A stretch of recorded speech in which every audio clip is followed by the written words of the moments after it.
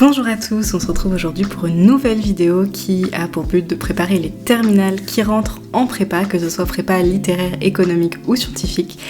Dans cette vidéo, ce qu'on va faire, c'est qu'on va reprendre toutes les formules de Trigo et on va vraiment toutes les démontrer. Et vous verrez que savoir démontrer ces formules, ce sera vraiment super utile pour toute votre année. Donc on y va, les formules de Trigo, ce que je dis souvent à mes élèves et que je pense c'est vrai, ce qu'il faut connaître c'est uniquement les deux formules ici. C'est les deux seules à connaître par cœur, parce que en fait vous pouvez retrouver toutes les autres à partir de celle-là en moins de 2 lignes. Et c'est ce qu'on va faire aujourd'hui. Donc pourquoi est-ce que je vous dis que c'est pas la peine de tout connaître par cœur ? En fait, il y a plusieurs raisons. C'est que déjà, si vous êtes en prépa, vous allez avoir énormément de choses à apprendre par cœur. Vous allez avoir plein de formules à apprendre par cœur. Et souvent, il y a plein de formules, on a l'impression qu'on les connaît très bien. Et en fait, quand on a besoin de les utiliser, surtout si c'est des formules de Trigo qu'on n'utilise pas tous les matins, on se souvient plus vraiment de la formule. Rajoutez à cela que si vous êtes en DS, que vous êtes un peu stressé, ou que vous êtes en concours, que vous êtes un peu stressé, il y a beaucoup de formules qui se ressemblent et vous pouvez être amené à les mélanger. Donc ce que je vous conseille, et c'est vrai pour tout le monde en prépa, c'est d'apprendre le moins de formules possible par cœur, mais par contre d'être capable de retrouver ultra rapidement toutes les formules à partir du peu de choses que vous connaissez par cœur. Et vous verrez, je pense que c'est une méthode qui marche bien pour être sûr de ne jamais être devant une copie en se disant « Ah mince, je me souviens plus si c'est un moins ou un plus, je me souviens plus si c'est un sinus, un cosinus ». Et de manière générale, c'est vrai pour plein de choses en maths et en physique. Donc allons-y. Donc ici, ces deux formules à apprendre par cœur, c'est les formules d'addition. Alors ce qui se passe, c'est que en fait, là je vous ai mis les formules d'addition avec les plus. Donc cos A plus B est égal à cos A cos B moins sin A sin B, et sin A plus B est égal à sin A cos B plus sin B cos A. En fait, vous avez aussi besoin des formules avec le moins, mais dans ces cas-là, vous pouvez passer au fait que le cosinus est pair, donc cos de moins 1 c'est égal à cos A, et sinus de moins A c'est égal à moins sin A parce que le sinus est impair. Ces formules-là, c'est important de les connaître par cœur parce que franchement, elles rentrent facilement dans la tête, il n'y a pas trop de soucis, et vous en aurez besoin pour toutes les autres démonstrations. Pour la démontrer, donc je sais pas si c'est quelque chose que vous avez vu en terminale, on peut utiliser la notation exponentielle. J'ai besoin d'un cosinus et d'un sinus de A plus B, donc je peux utiliser EI A plus B, qui est cos A plus B plus I sin A plus B. Je sais aussi, de par les formules des exponentielles, que ce truc-là, c'est également EIA fois EIB. Donc ça, c'est la puissance des exponentielles qui nous dit que quand on a l'exponentielle d'une somme, c'est aussi le produit des exponentielles. Et donc là, c'est simple parce que j'ai deux écritures pour la même expression, et à chaque fois que j'ai deux écritures pour la même expression, ça me met sur la bonne voie pour la démonstration.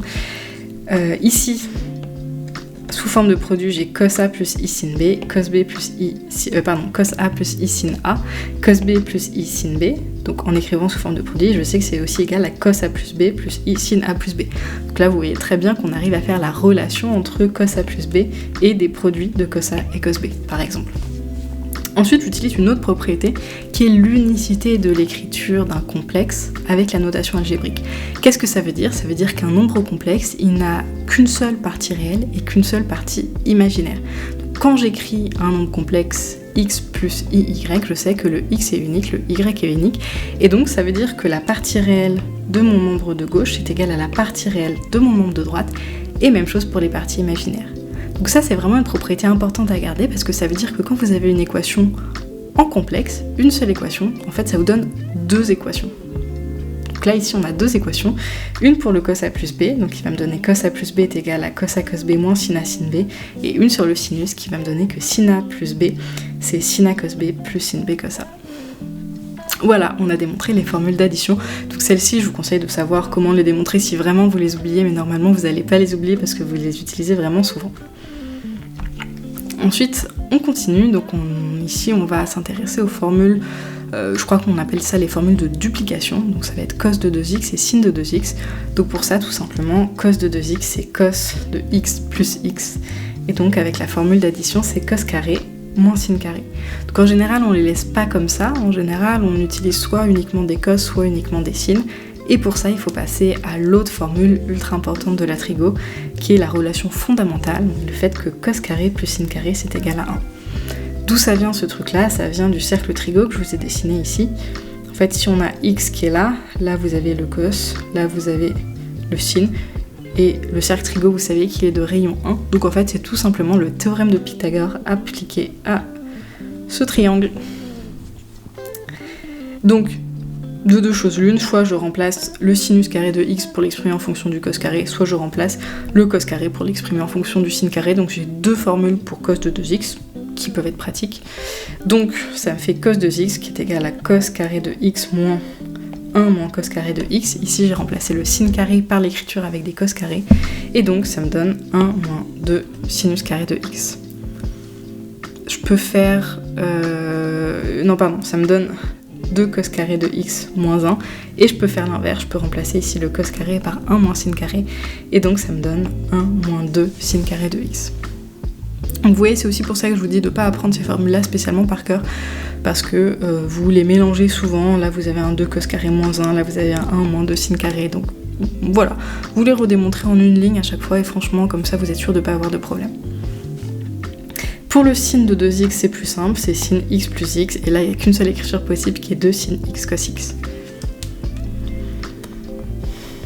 Ensuite, les formules de cos carré et sin carré, on les a vues, en général c'est exactement la même chose que celle de tout à l'heure, sauf que dans ces expressions-là, ici, hop, celle des cos 2x, je peux isoler le cos carré et le sin carré, ce qui permet en fait de linéariser les carrés. Qu'est-ce que ça veut dire linéariser des cosinus? Ça veut dire que je vais avoir cos de x à la puissance n, et que je vais l'écrire comme uniquement des cos de quelque chose fois x. C'est super utile, notamment lorsque vous avez des intégrales à calculer. Vous savez très bien intégrer des cos de 2x, de 4x, de 5x, mais par contre, on ne sait pas toujours intégrer des cosinus de x à la puissance n. Du coup, la linéarisation est très importante. Donc là, c'est la linéarisation à partir du carré. Et donc, tout simplement, avec les formules précédentes, j'obtiens que cos carré de x, c'est cos de 2x plus 1 sur 2. Et sin carré de x, c'est 1 moins cos de 2x sur 2. Ensuite, on a d'autres formules de linéarisation. Donc cette fois-ci, c'est si on a un x et un y différents. Donc c'est exprimer cos x sin y, cos x cos y, sin x sin y. Bon là j'ai pas d'exemple comme ça de cas de figure où c'est utile, je pense un peu pour les primitifs, mais c'est des formules qui sont quand même utiles. Donc l'idée pour ces formules là, c'est que vous savez que vous avez des cas de figure, vous avez des cos sin qui apparaissent, ou des cos cos ou des sin sin, c'est en fait dans les formules d'addition, elles apparaissent directement ces combinaisons là. Donc ici j'ai écrit toutes les formules d'addition, avec les plus, avec le moins, j'ai noté les équations 1, 2, 3 à 4, j'ai numéroté les équations de 1 à 4. Et donc vous voyez que par exemple pour le premier cos x sin y, où est-ce qu'ils sont? Cos x sin y, bon je suis à peu près là, vous voyez, ou là. Donc si je fais 3 plus 4, je vais avoir quelque chose qui ressemble. Donc c'est ça, si je fais 3 plus 4, donc là je l'ai écrit un peu différemment, j'ai un peu triché pour que ce soit plus simple, j'ai mis cos x sin y ici, donc là j'ai un peu inversé. Et donc ça me fait sin x plus y plus sin x moins y, 3 plus 4. Et donc cos x sin y, c'est sin x plus y plus sin y moins x sur 2.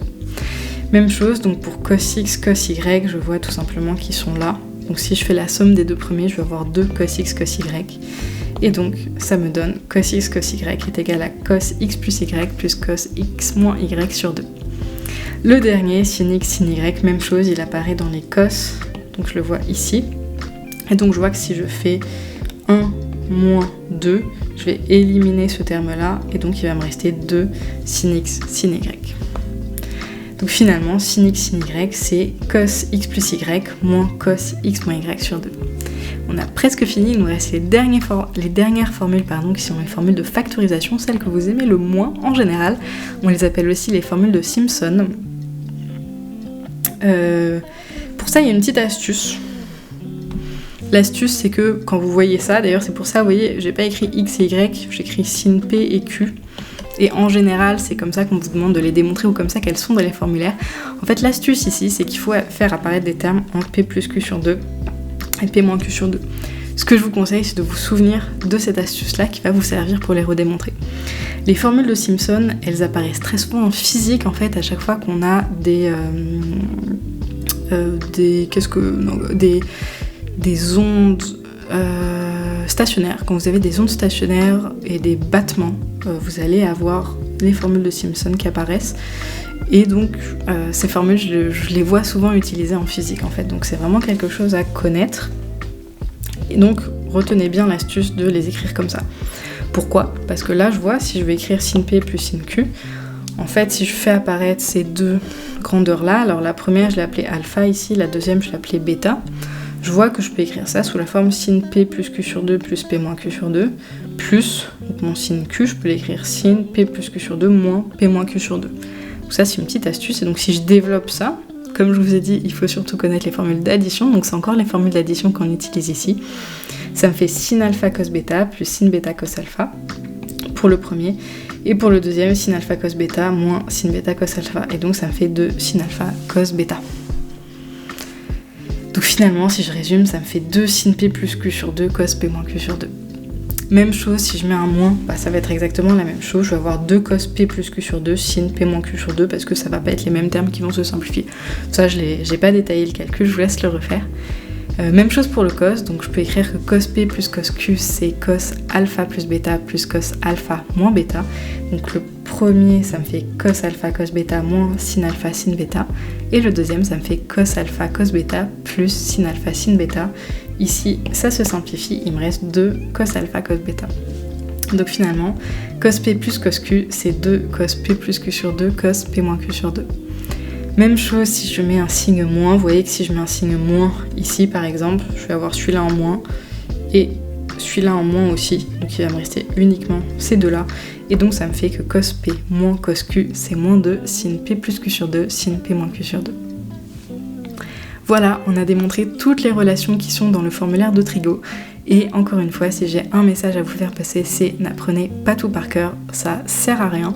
Il faut vous souvenir de la tête de chaque formule, mais le plus important c'est d'apprendre les formules d'addition, les deux formules d'addition, et à partir de ça, vous devez savoir retrouver vraiment en une ligne toutes les formules dont on a parlé aujourd'hui.